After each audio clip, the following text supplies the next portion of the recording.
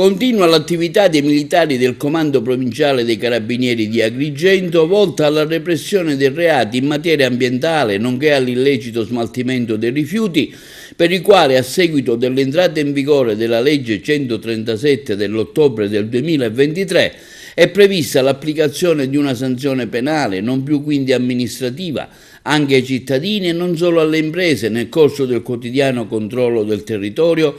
Particolare attenzione è stata rivolta alle aree che rischiano di diventare discariche abusive a cielo aperto. In tale contesto, negli ultimi giorni, i carabinieri della stazione di Cattolica Eraclea in provincia di Agrigento hanno denunciato in stato di libertà 2 persone del luogo per abbandono di rifiuti e materiale di risulta edile lungo il ciglio della strada. Un altro uomo di Agrigento è stato deferito per il reato di combustione illecita di rifiuti dopo essere stato sorpreso dai militari dell'Arma a dare fuoco a un cumulo di rifiuti in un terreno nella frazione agrigentina del villaggio Mosè.